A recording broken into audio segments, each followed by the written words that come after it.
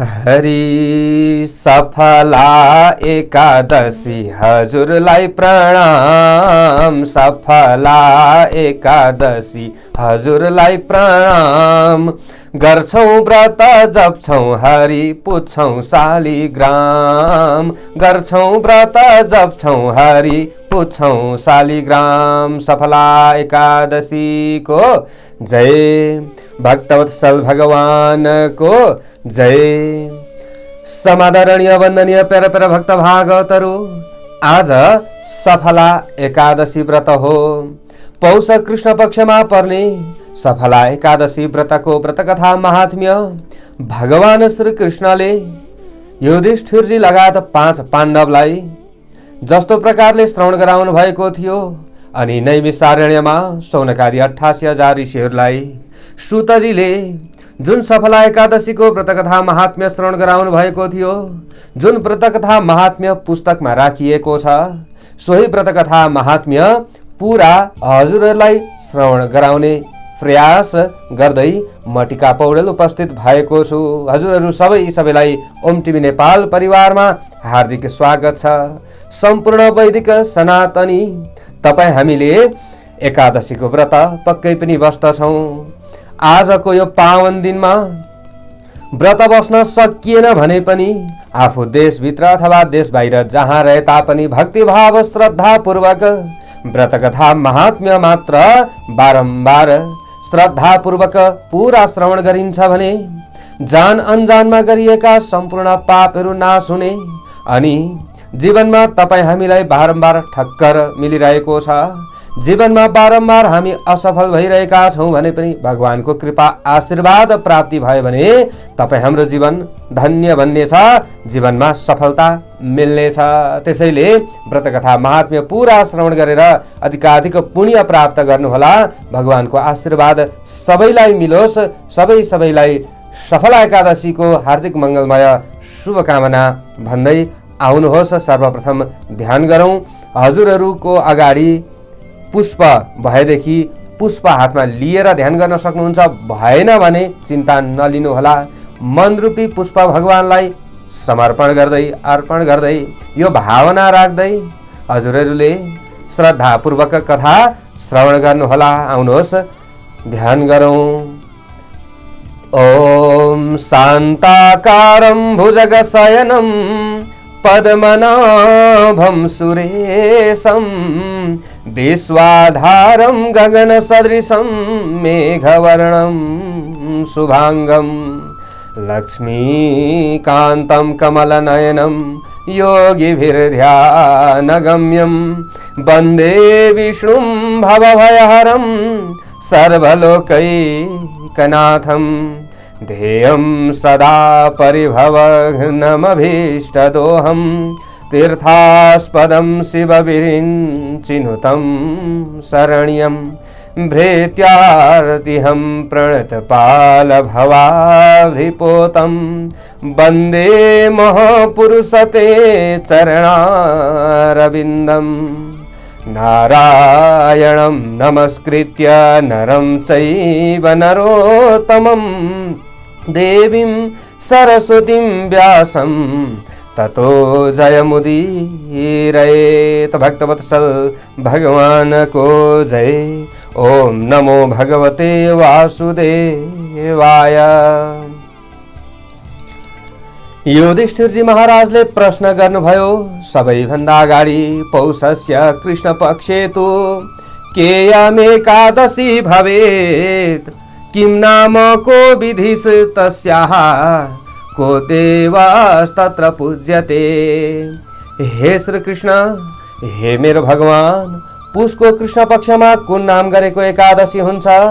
हे प्रभु, अनि कुन एकादशी हो र त्यो एकादशीको व्रत विधि के रहेको छ अनि महात्म्य के रहेको छ र यो एकादशीमा कुन देवताको पूजा गरिन्छ? प्रभु, हे स्वामी, हे जनार्दन, यस बारेमा मलाई विस्तारपूर्वक कही बक्सियोस् भनेर भनिसकेपछि अगाडि गएर भगवान श्री कृष्णले युधिष्ठिरजी महाराजको प्रश्नको उत्तर दिँदै भन्नुहुन्छ, कथयिष्यामि राजेन्द्र भवतः स्नेह कारणात् तथा तुष्टिर्न मे राजन् क्रतु भिशाप्त दक्षिणैः। हे राजेन्द्र, तिम्रो स्नेहको कारणले गर्दा त्यो सब अब म बताउँछु।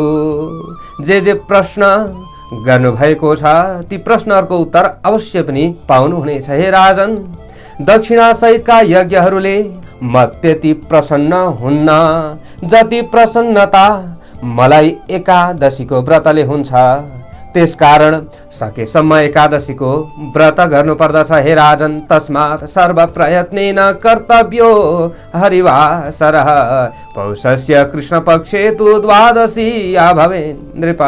हे राजन, पौषको कृष्ण पक्षमा जो द्वादशी बित्दा एकादशी हुन्छ, हे राजन, त्यसको महात्म्य पनि एकचित्त भएर श्रवण गर्नुहोस्।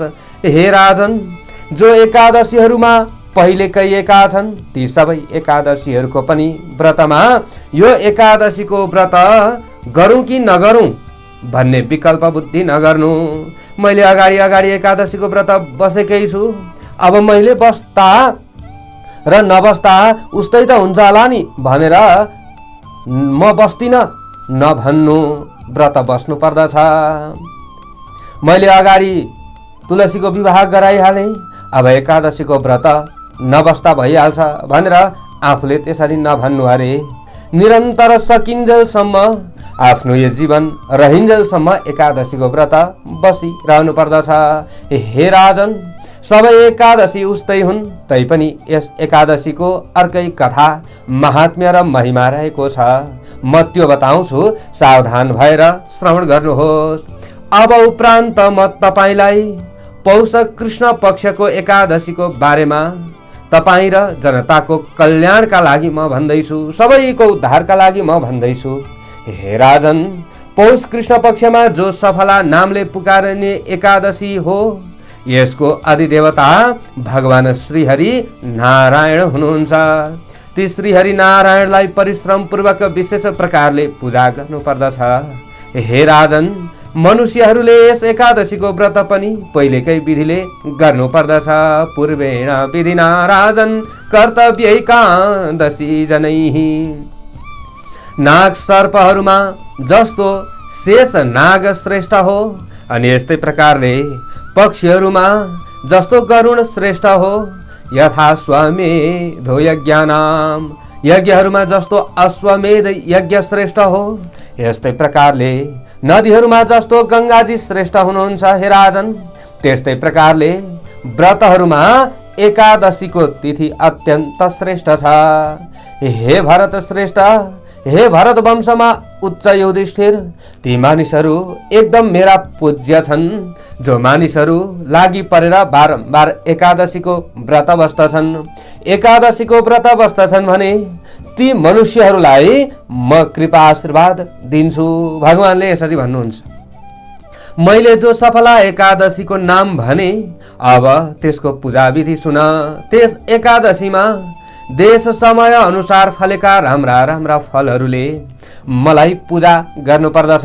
भगवान भन्नुहुन्छ, ऋतु अनुसारका कुनै पनि फलहरूले मलाई पूजा गर्नु, त्यसमा पनि विशेष गरेर चोखा खालका नरिवलका फलहरूले पूजा गर्नु। त्यस्तै नै मौसमीहरूले, ज्यामिरले, अनि अनारका फलहरूले, अनि सुपारीले, ल्वाङहरूले, अरू पनि आँप आदि गरिएका नाना प्रकारका फलले देव देवेश नारायणलाई क्रम अनुसार धूप दीप नैवेद्य आदिले पूजा गर्नु। सफलायाम दीपदानम विशेषेण प्रकीर्तितम, सफला एकादशीमा विशेष गरेर दीपदानको महिमा बताइएको छ। दीपदान गर्नुपर्दछ।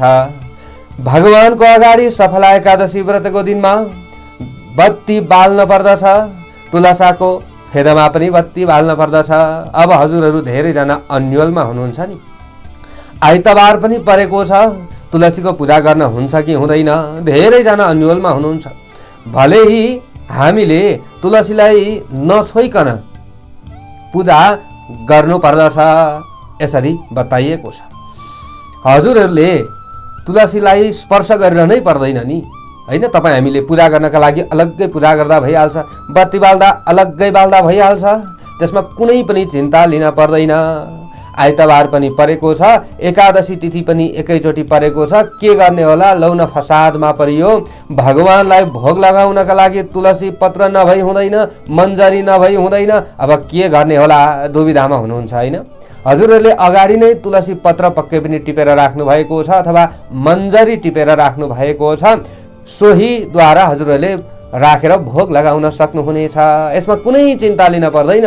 तुलसी पत्र कहिले पनि बासी नहुने अनि मन्जरी कहिले पनि बासी नहुने भएका कारणले गर्दा हजुरहरूले अगाडि टिपेर राख्नुभएका ती मन्जरीहरू छन् भने मन्जरी लगाएर भोग लगाउन सक्नुहुन्छ।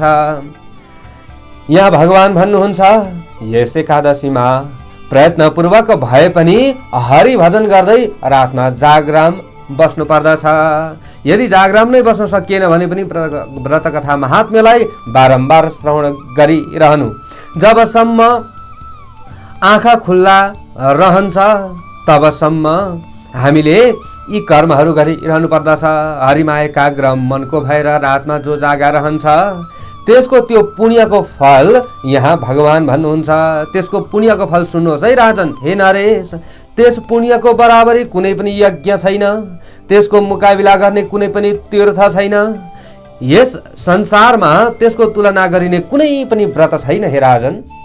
5000 वर्षसम्म तपस्या गरेर जो फल मिल्दछ त्यो फल त सफला एकादशीको व्रत बस्नाले मात्रै पनि मिल्दछ।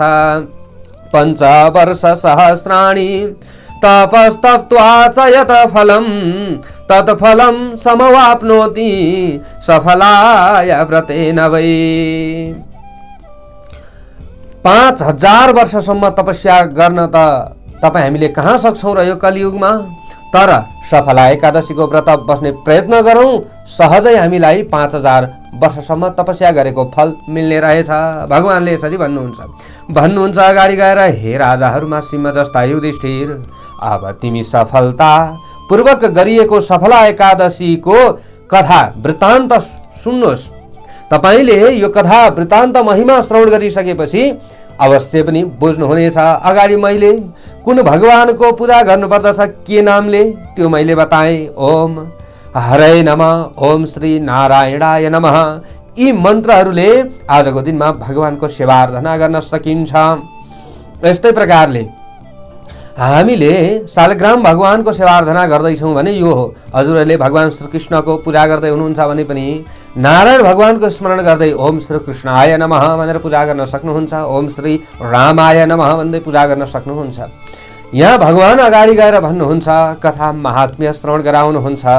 उहिले कुनै समयमा माहिष्मत नामका एकजना अति प्रसिद्ध चम्पापुरी कहिने जो पुरी थियो, सहर थियो, त्यसमा माहिष्मत नाम गरेका राजा हुनुहुन्थ्यो।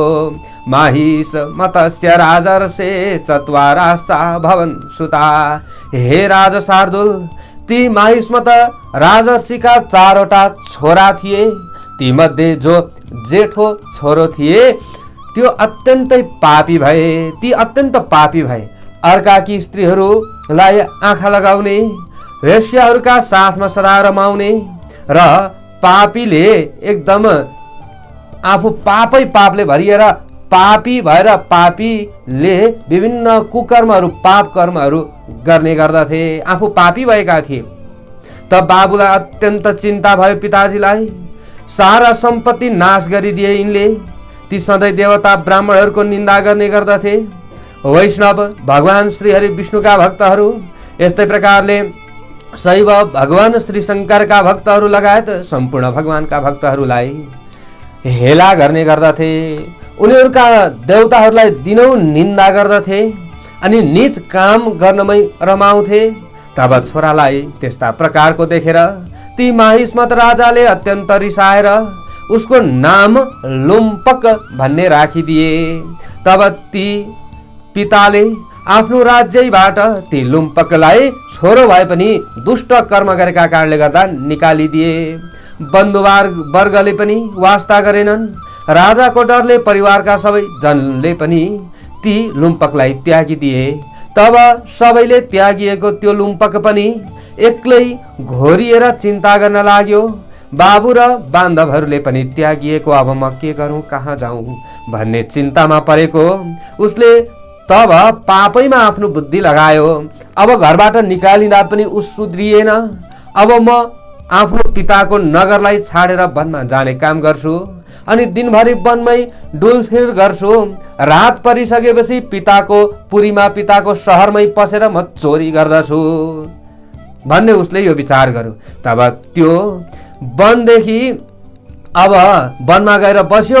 वनमा गएर बसिसकेपछि वनदेखि राति राति पिताको पुरमा पसेर चोरी गर्न लाग्यो, विभिन्न उपद्रवहरू गर्न लाग्यो। प्यारा भक्त भागवतहरू, यस प्रकारले यस्तो कुरो उसले खराब खराब कुराहरू मात्र सोचेर चोरी गर्न लाग्यो। बुद्धिले हीन भयो, भाग्यले हीन भयो। त्यो नगरबाट निस्किएको छ, अटाम्मेको वनमा गएको छ, वनमै लुकेको छ। त्यस वनमा रहेर सधैँ प्राणीहरूको वध गर्ने गर्थ्यो। पुरमा पसेर सधैँ चोरी गर्न लागिरहन्थ्यो। वनमा उसले सारा वनजन्तुहरूलाई आफ्ना पाप कर्मले थर्कायमान गराएको थियो। राजकर्मचारीहरूले बारम्बार पक्रिन्थे, तर राजाको छोरो हो भनेर माहिष्मतीको डरले छोडिदिन्थे। बारम्बार समात्थे, सैनिकहरूले फेरि छोडिदिन्थे। अरू जन्मका सन्तान पापले पापी राज्यबाट भगाइयो। वन पसेर ऊ रोजै नै मांस खाने गर्दथ्यो, नित्यै नै फलहरू खाने गर्दथ्यो। किन्तु त्यस दुष्टको रहने ठाउँ भने भगवान श्रीहरि वासुदेव, भगवान श्रीहरि नारायणको मन्दिर रहेछ जङ्गलको बिचमा छेउमा। त्यही मन्दिरको नगी चाहिँ ऊ बस्न पुगेको रहेछ। तर खाना चाहिँ के खान्थ्यो? मांस खान्थ्यो। त्यहाँ धेरै वर्ष पुरानो पिपलको रुख पनि थियो। त्यस वनमा त्यो वृक्षको ठुलो महत्व थियो। अर्थात् पूर्वकालदेखि, धेरै अगाडिदेखि त्यो पिपलको वृक्षलाई सबैले देवता मानेर पूजा गर्ने गर्दथे। त्यसै वृक्ष भएको ठाउँमा त्यो पाप बुद्धि भएको लुम्पक रहने गर्दथ्यो। यस्ता प्रकारले त्यहाँ बस्दा त्यस पापीका आज भोलि गर्दा गर्दै धेरै दिन बितेर गए। दुष्ट कर्ममा मात्रै लागि परिरहेको, निन्दित कर्म मात्रै गर्ने उसको त्यहाँ रहँदा रहँदै पौष कृष्ण पक्षमा पर्ने सफला एकादशीको दिन आइपुग्यो। दशमी दिवसे राजन निशायाम शीत पीडितः लुम्पको वस्त्रहीनोऽसौ निश्चेष्टो ह्यभवत् तदा। हे राजन, भगवान भन्नुहुन्छ, अघिल्लो दशमीको रातमा त्यो नाङ्गे झार लुम्पक जाडोले थुर थुर थुर थुर थुर काँप्दै बेहोस हुँदो भयो। त्यो पिपलको वृक्षको नजिकै रहेको त्यो जाडोले थुर थुर काँप्दै रातभर ऊ निदाउन पनि पाएन। ननिदाइकन उसले रात कटायो। कठाङ्गिएर ऊ मरे समानको अचेत अवस्थामा परेको छ। लगाउने वस्त्र छैन, जाडोले थर थर थर थर काँपेको छ। दाँतले दाँत किटकिट आउँदै उसले त्यो रात बितायो।